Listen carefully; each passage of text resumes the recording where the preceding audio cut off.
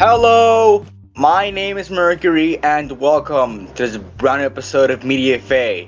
Today I am alone. Today I'll be discussing the ninth and final volume of RWBY. It's finally fucking over. So, for a good while, this will be the last time I'll talk about RWBY. Just anything, really. I'm done. For now, I'm done. I probably won't cover the. If I ever do cover shit like the Justice League crossover, then that's later on the line, or Ice Queen them. That's later. That's not now. I don't want to do that now. I want to break. I've been doing. Sure, it's been quite a while since the last RWBY episode, but it's been certainly a tough and grueling process to watch all of RWBY in the span of 2 weeks and then review it. This was supposed to come out a few days ago, but those episodes weren't like the episodes just like but beforehand were just not working with me. So I had to do this, and now I've sort of waited to record it, and I'm recording this. Whenever you're like a bit before whenever you're saying it, because I just haven't the time. So what about this volume? Let's just go right into it. I don't know how long the episode's gonna be. This might be the longest RWBY episode, which says a lot because last time volume 8 was like fucking, that one was an hour and that's an hour and 10. Like that's almost like that's like half of the length of the volume. Because then, not really, but if this episode's like an hour 30, then that's actually like half the volume. But I don't think it'll be an hour 30, to be honest.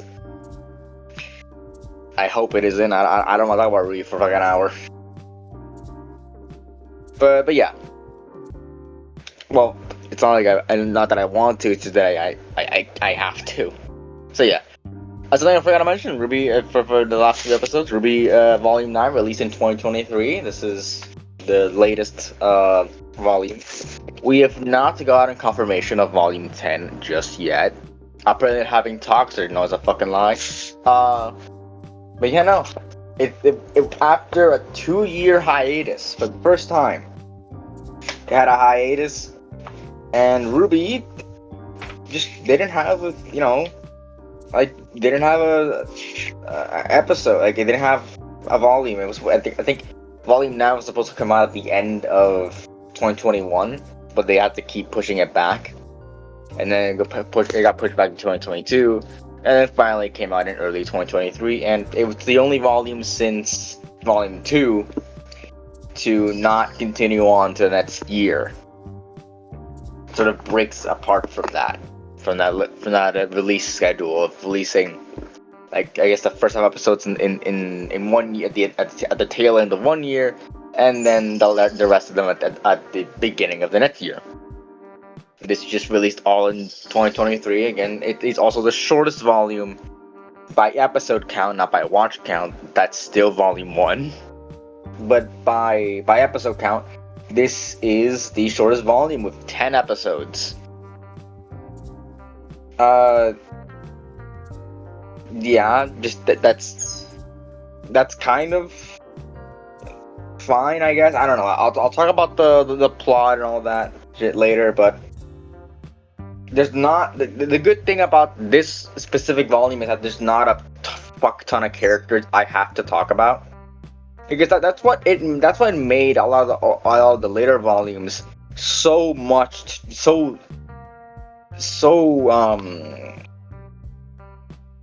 to talk about. I kind of stopped enjoying talking about them a little because they just went on with all the characters and all that. I mean, I kind of made that myself, but the thing is that there were just so many characters. Like Volume 8 had the most characters out of all of them, even though it took from Volume 7. And even then, we look at the reviews, and they were still averaging in that like 50 minute to 40 minute mark, and then spiked up with Volume 8 an hour. because there were just so many characters to talk about here. There's not a lot of characters to actually talk about in this volume.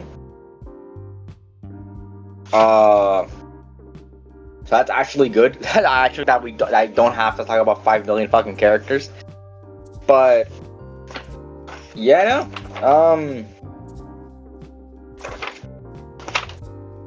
I don't have much to say about aside from that. Like, it's good that we don't have to talk about a lot of characters. So, anyways, let's just begin with what we usually begin with, which is the animation / action. Now, the animation in this and the action, there's not a lot of action in this show, but in this volume specifically, I do like some of the action set pieces. They're very well made. I like them. Like I like the fights. They remind me of like earlier RWBY. That's all nice and well and all that. And I do like it, but and they're animated well. Like they're animated well. This is like the best fight scenes I have seen from RWBY in quite a bit.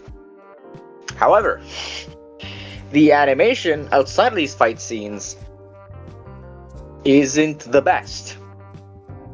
So we are in a new world called the Ever After in this volume, and I'm guessing that's why it took so long, because they had to model everything again.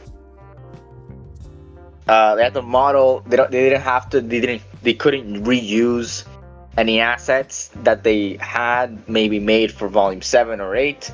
They had to legitimately make it all, like they had to make a new world from scratch, which meant, visual. It didn't have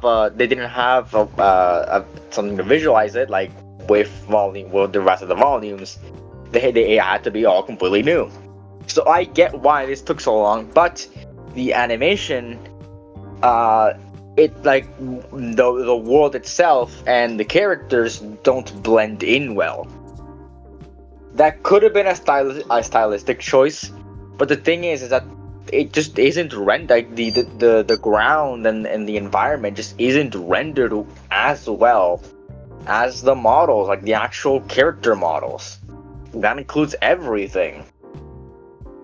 It's so jarring. If the Ever Afterans were rendered in like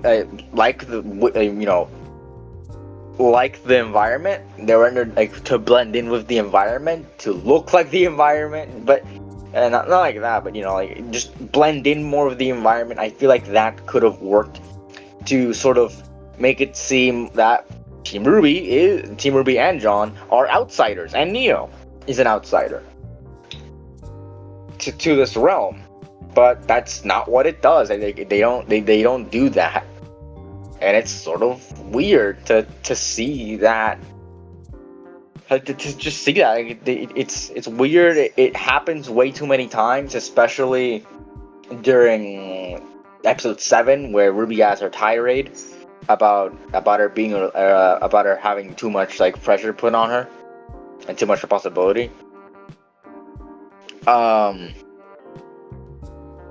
We'll get to her in a bit, actually. But yeah, no.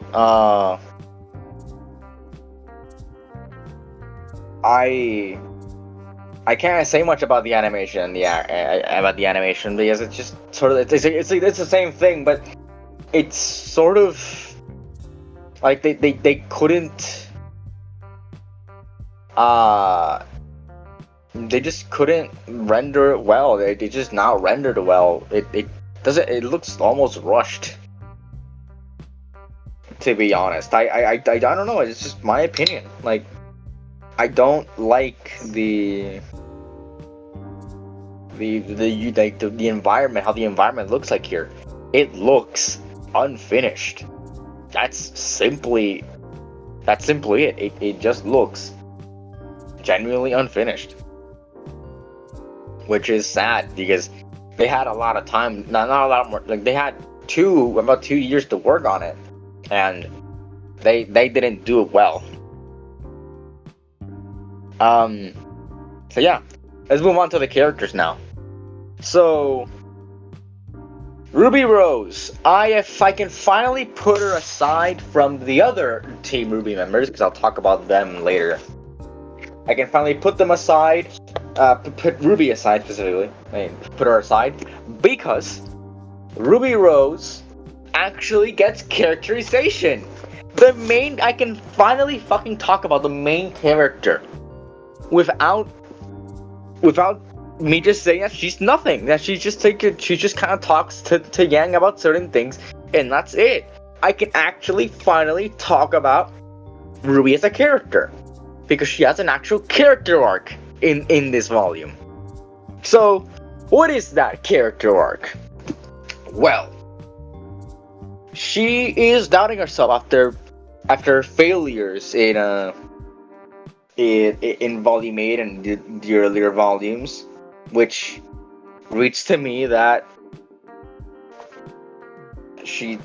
that the writers, they read what people were saying and they needed to address that.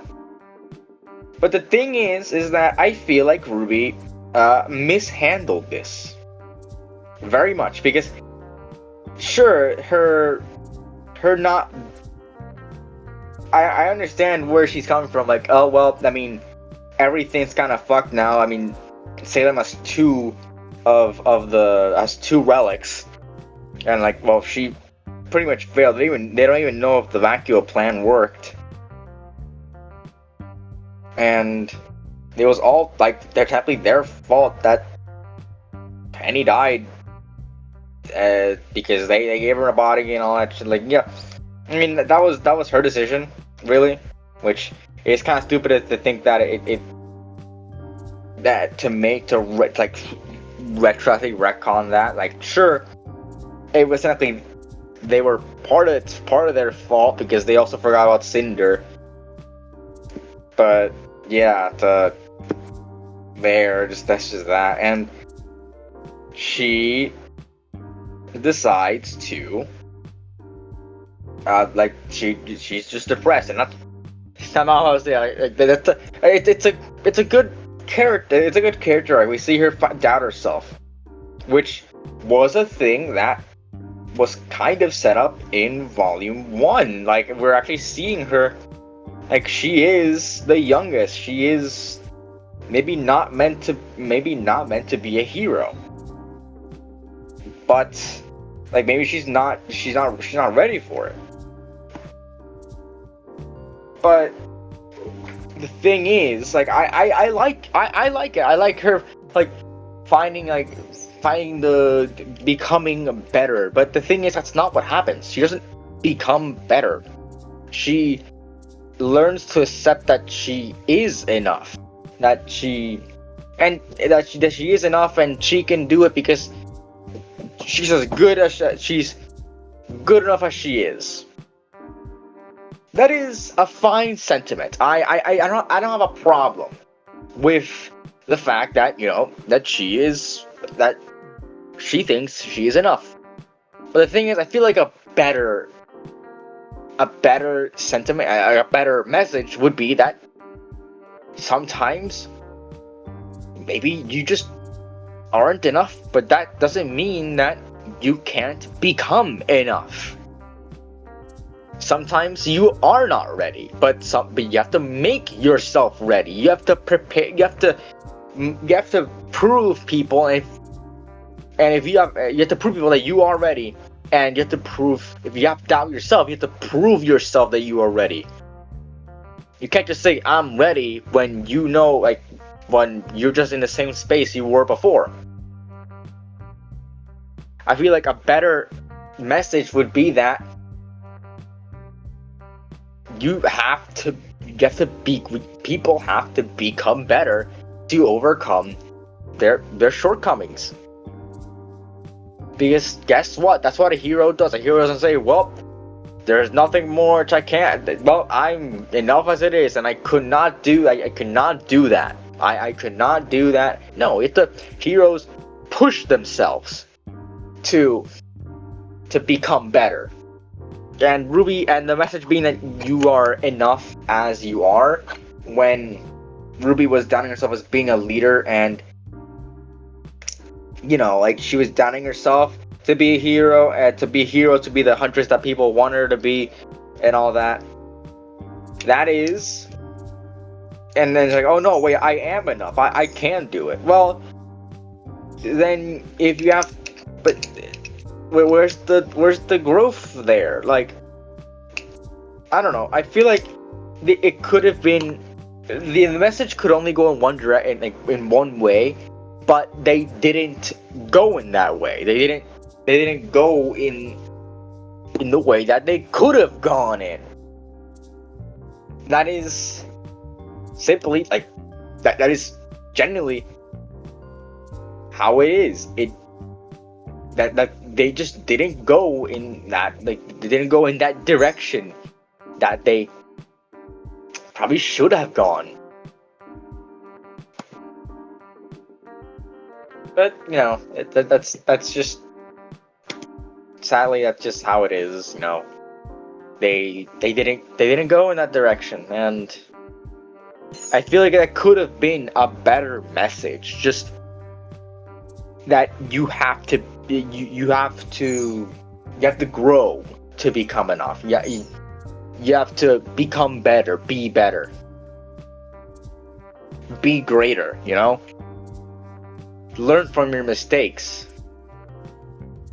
But in here, it's like you are enough, which, fine sentiment. I don't. Sometimes that's good. Sometimes you have to think, you know what?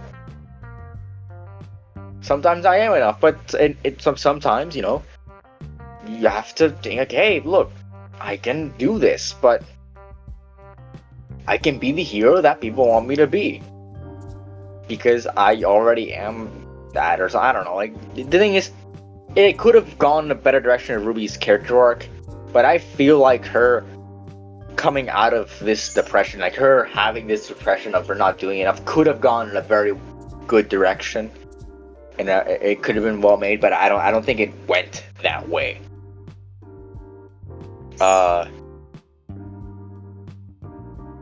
So yeah.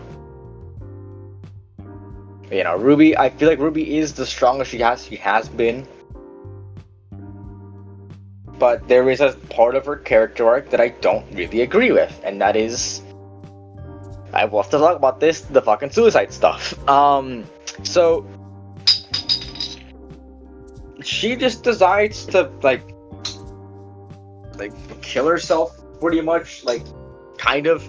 And I'll talk about this with, like, Ascension being stupid, because I think Ascension is stupid, and that's the second time I talk about stuff being stupid in this. But I feel like this could have gone in a different direction.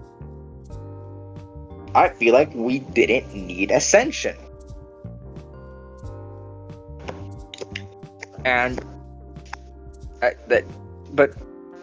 talk about Ascension later. Actually, I won't bring it up here, because RWBY's Ascension kind of does nothing for her, because she just decides to, oh, I am enough, But it's just, again, does nothing for her, really. So let's just move on to the rest of Team RWBY. So Weiss does nothing. She has moments of her reminiscing about Atlas, but those go nowhere, really. She has not a single character moment here aside from those, and those mean nothing in the general aspect. And next up is Blake and Yang. Now, Blake and Yang,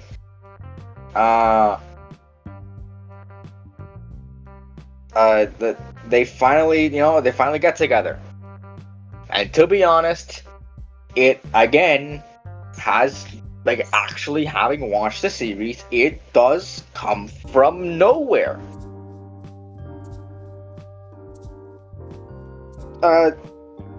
So the only thing they had in common after this is the fact that they were, good friends. Like, Blake could trust Yang and all that. With back in Volume 2, Yang mostly confronted Blake, but that was the thing. That was and like Yang got mad at Blake for leaving because, duh, why wouldn't she? She wanted to get Blake out, to actually like the team, but it just kind of left them. Just kind of left her and the others. What else really that? And in Volume 6, they killed Adam together, and then that was supposed to be the start of it. I don't know, like they just kind of felt like people who shared a hatred for a certain person, and that doesn't really imply the fact that they are going to be together or they're romantically interested, and that wasn't set up in volumes. In volume, that wasn't set up in volume 7 or 8, and now it's here because they were kind of pressured into doing this, like pretty much because the fandom wanted it. And do I think then? I don't. It just comes out right out of nowhere. Watching the show, it does come out of nowhere. It feels like it's been a million years to do this because because it's been that long. But thing is that people are simply looking at this as a fact that it is that people have been waiting. Real people have been waiting for this to happen. But what about like the characters? The characters just should come out of nowhere. Like this comes out of nowhere. And what else is there? So what else? What else is there? Like I guess like people who are starting to watch the show and are not in, like they for some reason decide to binge all 9 seasons, and they get to this point, they're gonna say like, what the fuck? They're not gonna go on ahead and say, well, that was something. Yep, that was deserved. Like, well, where did that come from?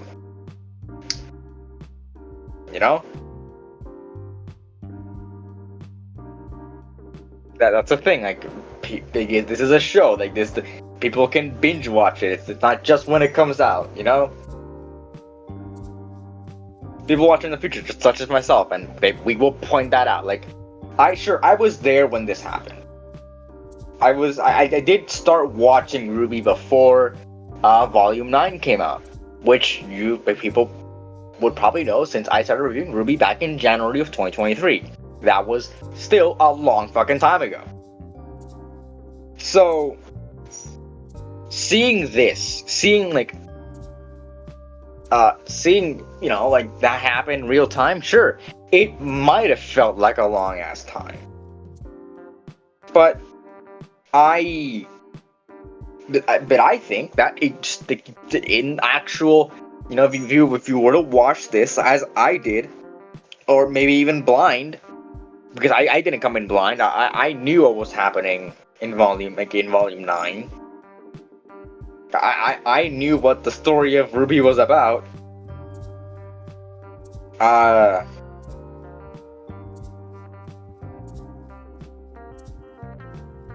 It's sort of, like it just kind of I don't know, falls flat on its face, and they don't have any more development after this. And then they're like berated by RWBY for even doing this, which they're in wartime. Things are getting bad, and they have to get together now. I don't know, just very weird stuff going on here with these characters.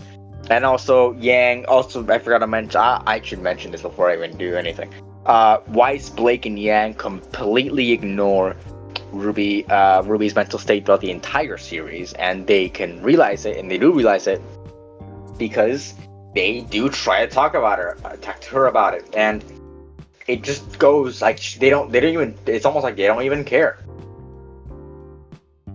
So, yeah, and, like, Yang tries to talk to Ruby sometimes, but that doesn't go anywhere. She's even trying to follow it up. And Yang should be the one talking to Ruby because Ruby is her fucking sister, and it's almost like she doesn't give a shit. It's very apparent in this volume because they were trying to lead up to the Blake stuff for her, for her getting together with Blake, and they kind of ignored what happened to Ruby. Like, they kind of ignored her and Ruby's relationship, which is like it makes no fucking sense. She should have shown that, but. Yeah, I know. It's weird. Speaking of weird, let's move on to our next character, Jean. So Jean is interesting, I think. So he is the character of the Rusted. Oh fuck! What was that? The Rusted Knight. The Rusted Knight is a character in the fairy tale they're in, which is the Ever After, or I think it's the girl who fell through the world, that they're in that world, which I will fucking go on and say the Ever After is fucking stupid. But Jean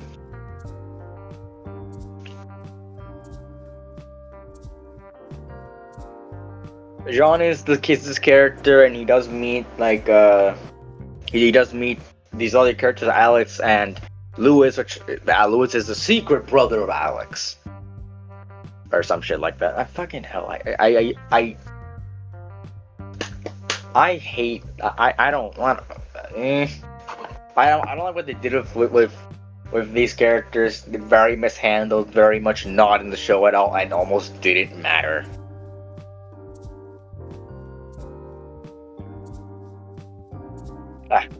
Anyway, Jean is the Rusted Knight, and he has aged apparently 10 to 20 years. I think the average should be 15. I think because it's 10 to 20, 15 would make fucking sense. But he is in fact very fucking old. Not very fucking old, but older than the rest of the cast, and he's mentally older, and he's very much not in a good mental state. He's been stuck here for 10 to 20 years. So what happens with John? So John is okay, I guess. He's not bad. He doesn't really have a character aside from him being crazy and wanting to go back home very badly. He blames what happened with the plan on RWBY, when it was technically Weiss's fault, because she's the one that said to Ambrosius, a one-way ticket to Vacuo, and that was the one that fucked it up. But even then, he didn't know that. He couldn't have known that. So he's kind of blaming RWBY on nothing, and only on Penny's death, which sure, they did forget about Cinder, but they couldn't have done much about Cinder.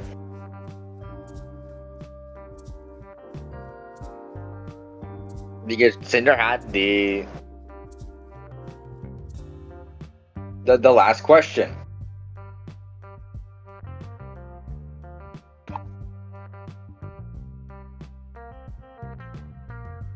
Jean is fine this season. What I did not like about him was the fact that he is turned back into a 19-year-old.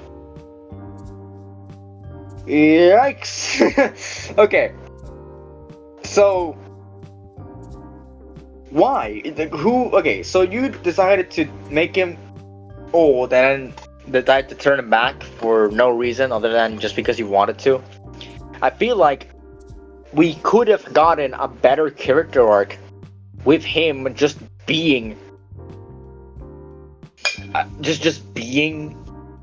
just being a 30-year-old in just on Remnant and having to deal with that. I feel like that could have been a much better character arc, but again, it isn't.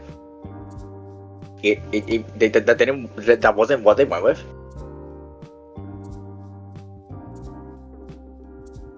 And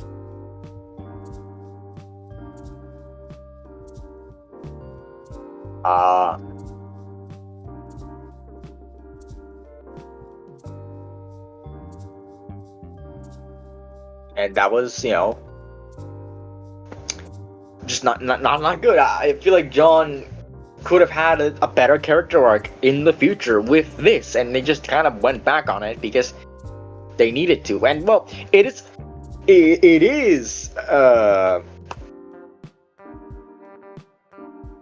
a little touched upon in RWBY Beyond, but I will talk about RWBY Beyond, not as a separate series, but we'll talk about it here.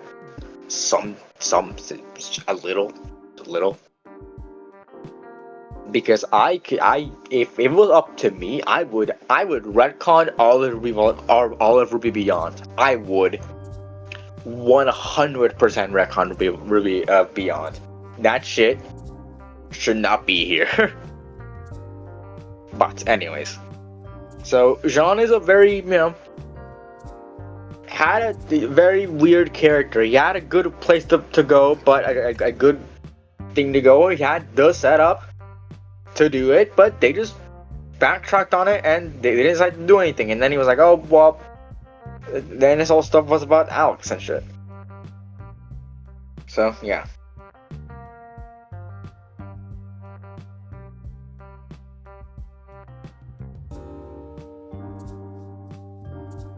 Moving on to one of our villains of the show, the Curious Cat.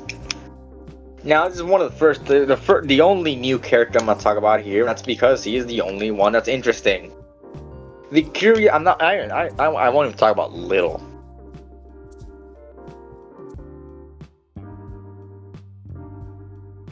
Because Little does nothing and is only there to, like,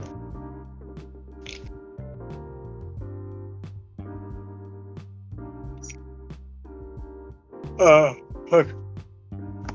It's only really there to, like, I guess, how do you even know? Make Ruby feel better, bad about herself more. Make Ruby feel shitty about herself even more than she already had. So that was all fun stuff there. Love that. But anyways, so yeah, where are they going with this? But yeah, Little does nothing and then becomes somewhat at the end, which fucking okay, fine. Curious Cat is a very interesting villain. I do like him as a villain. He has a very simple motive. That he feels like he was betrayed by the makers, which are his makers, which are the two brother gods. Cool. I'm gonna talk about that later. And he is cursed with curiosity. He has to know what was so important for the gods to leave them all behind. What made the gods leave them all behind. And why humans are so important to the gods and all that shit. And that could have been very cool. And, he got killed, which is fine. But we might find out, it's cool setup to find out when the main characters eventually meet the brother gods, which will definitely happen. It's cool setup to know that. Like, what was so important about it? About Remnant. Or technically just about the world pre-Remnant. The first humanity. I don't know if the right way the correct way to call the pre-Remnant world is, like, should it be called like Earth or just the world before Remnant? I don't know. People people fucking kind of anything. So the Curious Cat, I feel like, is a cool villain. He is a twist villain, which I don't have a problem with. But I do enjoy. I did enjoy the Curious Cat as a villain. It was very fun. So let's talk about the second villain, Neo. So Neo, um, I sort of I kind of I don't know what to feel about Neo. So Neo, Neo's kind of, again, it's kind of weird because she doesn't show up for a lot for the volume, and then she makes her grand appearance in like to the heroes in episode 7, and she wears down Ruby. That's all she wants, and then she sort of immediately becomes aware that she now feels empty about about killing Ruby. Like she's like, oh well, there's nothing more to go on. And that does play into the Curious Cat's motive of why he wants Ruby, because Ruby does have a motive to go back to Remnant, and Neo does not. But Neo does have a motive to go back to Remnant, and that is to go kill Cinder. Ooh, voice crack there. But she wants to go on ahead and kill Cinder. So why doesn't she have a motive? It's very weird to think about it. Yeah.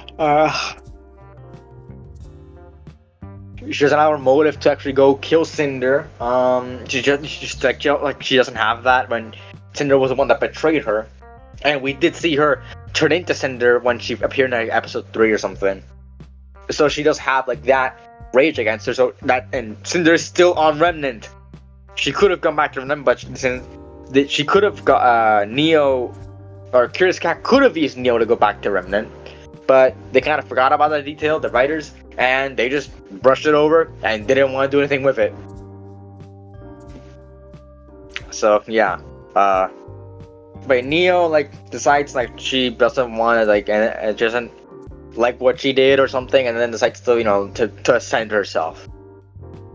Pretty much. Fucking hell. I do like what Neo is like. Neo got an ability boost, like a semblance evolution this time around. Now she can create illusions outside of herself. Like she can create things.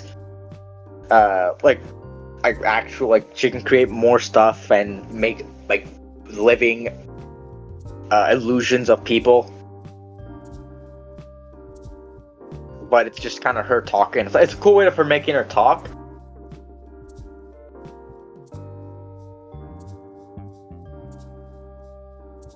So I don't know, like it's pretty cool with even Neo's power here. But aside from that, she has very little things to do in the first half of the series of the volume, and then just sort of gets and then becomes the main villain at the end, or well, kind of a mixed together thing, and gets apparently redeemed. I don't think she should have been redeemed because she just get Ruby to drink the tea and make the whole thing. Make the fucking racism the fucking suicide correlation. That fucking sucked.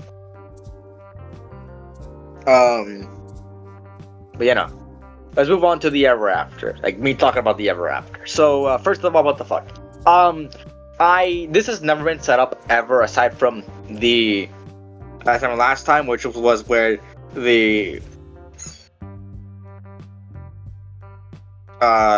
which was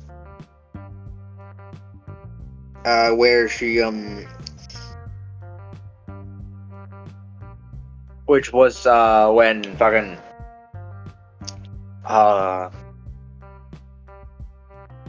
when Osprey was talking to Oscar about the girl who fell for the world and all that shit, and that was fucking stupid. First to make that the setup, that was incredibly idiotic, but yeah. So I don't know if I agree with this thing existing. It's sort of weird that wasn't set up anywhere. It just kind of comes legitimately comes out of left field. Weird way to continue the plot line of just throwing them in here. We'll talk about that later in actual plot, but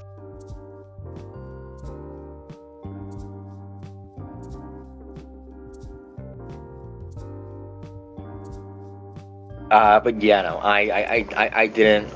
The Ever After makes no fucking sense. But then that's what it's supposed to do. But like in story wise, it makes no sense.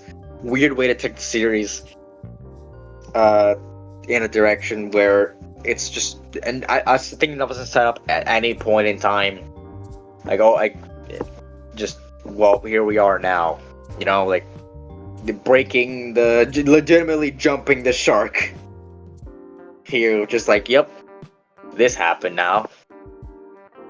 And also, it just added some. I think it's almost like they needed a way to make it like to tie it in, and so they decided to tie it in with the gods and shit, which just over complicates the narrative. So here, you tell me if the fucking RWBY lore is confusing as shit. So here we go. So, going into chronological order. So the tree, which might have their own fucking origin, like the tree and the blacksmith, they might have their own origin we don't know about, and I hope we never fucking know about, because goddamn, I don't want to go back to there. So the tree makes the gods. They're the tree's first creations. One of the tree's first creations. And then the gods populate the Ever After. And then they leave the Ever After. And then they create the world. Like what will become Remnant. So then they go about that. Salem betrays the gods. And then the gods destroy all of humanity. Oh no, they make the Grim, they make all that shit. Yeah, no, they destroy all that. The gods destroy the world. They make Remnant. Then make the Faunus. After that, then the god like creates the relics. Then Osprey makes the Maidens. Then there's a war. Probably 100 years later, there's a war, and then they make the academies, and then they put the relics in the academies, and then they make the maidens the key to the relics to summon the gods. What the fuck? There's so much stuff there's so much stuff in just that sentence that you probably got lost. And you know, I got a little lost talking about it. It's so bizarre. Like the lore here is so bizarre. It could have gone. Let me just fix the Ever After real quick. So in Volume 6, the gods say that the planet, that the world of what will eventually become Remnant, pre-Remnant world, was a cool. It was like about that. This was an interesting experiment. What they could have done here is just to keep the gods, and not add an origin to them, is the fact that the Ever After is their creation, and they still have not. They hadn't figured out certain things. That's why certain things from the Ever After look like stuff from Remnant. They are like beta versions of those like designs later on. They would reuse, like almost like a game design. So it's like a new world. They probably hadn't figured out death yet, so they made Ascension. And yeah, no, like, and the Ever After, since it was their first time around creating a world, it got kind of out of hand, and it was like a bit too chaotic, and it was just like too much stuff happened in during the Ever like with them, and then decided like, okay, this is not really working. Let's take what we learned from here and let's make a new world. And then they make the pre-Remnant world, and then eventually Remnant. and I will not fix any of the shit that happens afterwards. I feel like that could have been like it's just them adding shit. But I feel like just fixing the ever after is just this. It's just they make the gods the creators of the ever after, so they can keep the curious cat and its motivations, but it makes more sense. You don't have to add more stuff to the lore, other than just adding a holy realm entirely. Apart from that, but you're not just adding even more to that. We don't need an origin for the gods. We really do not need that. That is something that is generally something we don't need. That's unimportant to the story of RWBY. The gods should just remain the gods, but that's not what. That's just not what happens here. So, what does happen here? I guess, you know. What is there to actually talk about? Well, it's just unnecessary. It's just unnecessary lore that could have been fixed with a little tweaking. It still would have been unnecessary, but I think we could have had less necessary lore, and maybe in here we could have seen the gods. We could have met the gods. Like RWBY could have met the gods, and like Team RWBY could have met the gods and done something about. I don't know what, but they could have written a cool way to say it, to make integrate the gods officially into the series apart from a flashback. That could have been cool, but we didn't get that. So, yeah, no, I think the Ever After stupid. Moving on, let's go to the plot of the show as a whole. So, it just kind of meanders a lot. Like they just kind of go place to place following the fairy tale, and it's kind of boring. And then it's like to go, and then they meet John, and then they meet Jean, and then it goes into whatever the rest of the shit of the story is. But like I said, they don't some things are just never said in the show, not properly set up.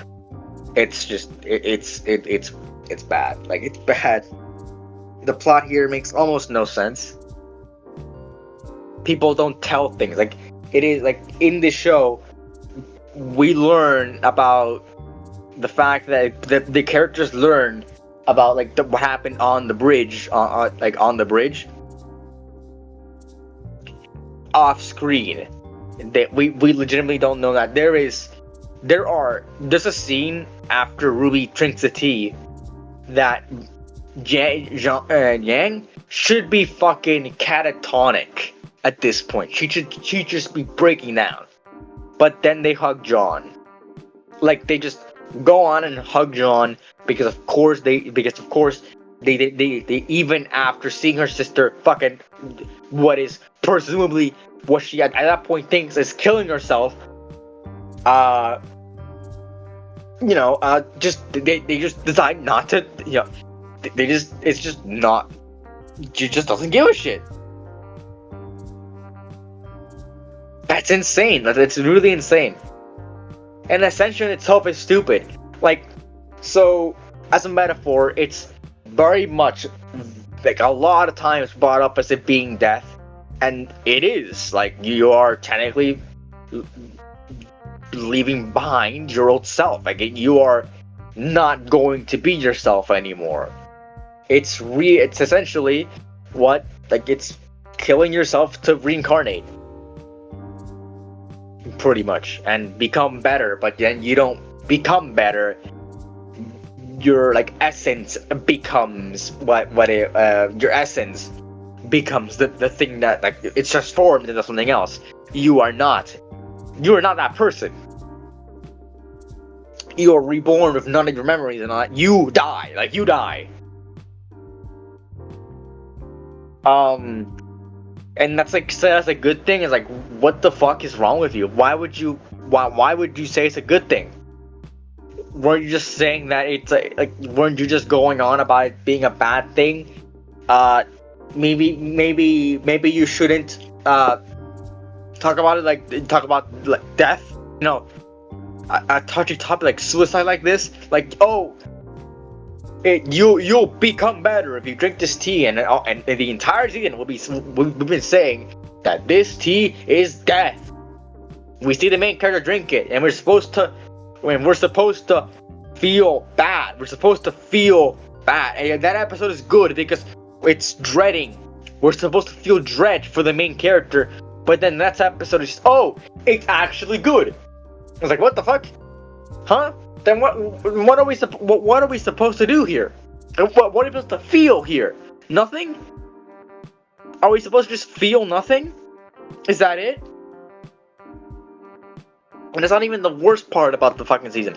Where are the others? Where's the remnant plot? There's nothing here that moves the plot forward in a meaningful sense. We are not following the remnant plot where the war is happening, where people in Vacuo are like dying in a desert, and Crow is still looking for his nieces in the wreckage of Atlas. Just what the fuck? Like, you don't. They don't do anything. Like, they don't. It's just never brought up. And they go at the end. It's well, now it's all fine and dandy. We are now here, fucking talking about. They're here and it's all an army. Like, what the fuck? Huh? What? Huh? Why? No. The plot here goes. It's like this would make sense like a movie that you put up like a spin-off movie that makes that just kind of it's just kind of there. Not as the continuation of last volume, which was the most like story-heavy volume ever.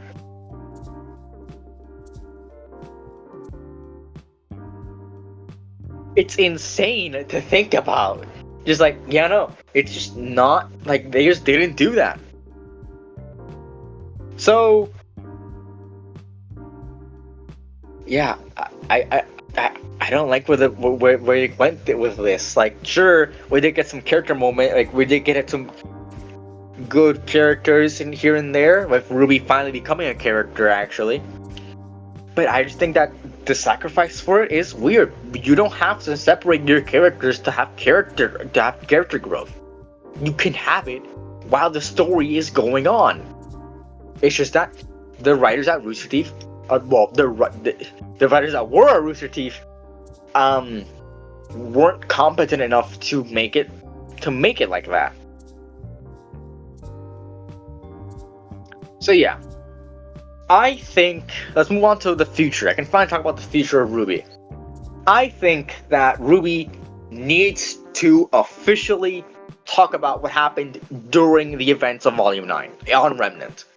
We didn't get that with the epilogue. The epilogue is non-canon.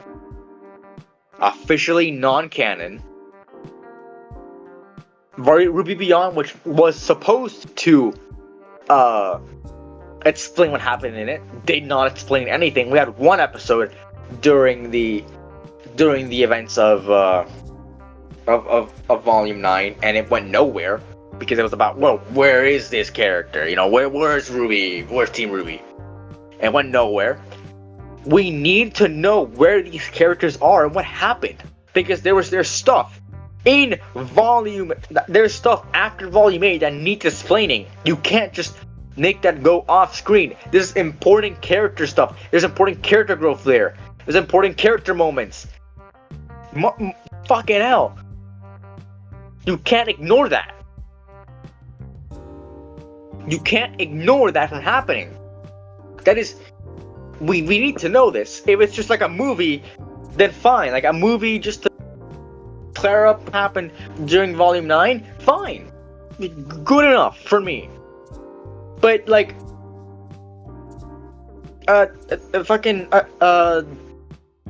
just nothing? Really?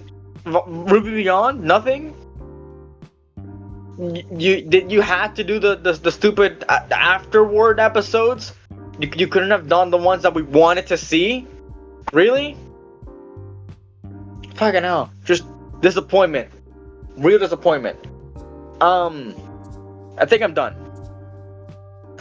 They have to be really careful now, because they have to touch upon Jean's mental and physical state and how they're different.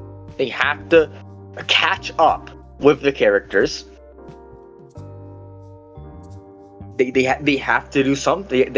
I feel like if RWBY wants, if Volume 10 wants to be good, it's going to have to be longer. Not episode count, episode duration. Because it's gonna have to catch up a lot. They have to play, they have to do pretty much half of Volume 9 and Volume 10 at the same time. Because half Volume 9 should have been the characters, the Remnant characters, deal with what's happening in Remnant. But it isn't. It's about, it's all the Ever After. So, yeah. That's about it. That's really about it. Just utter disappointment.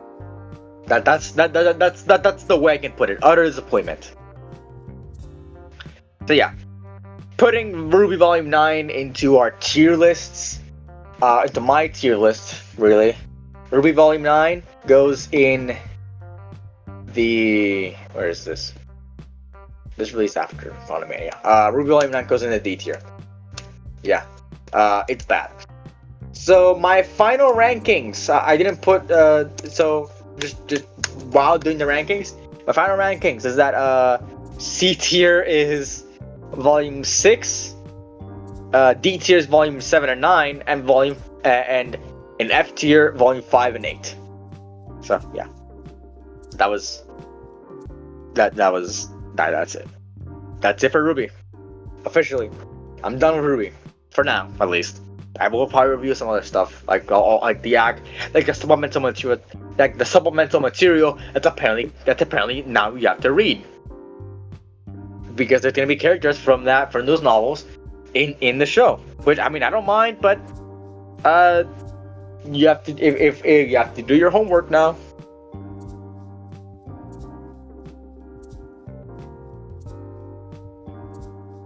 Unless they explain who those characters are. Well, yeah, you don't have to read the books and all that shit. Fine, whatever. But yeah. So that's about it. What did you guys think about RWBY Volume 9? Leave it in the comments below.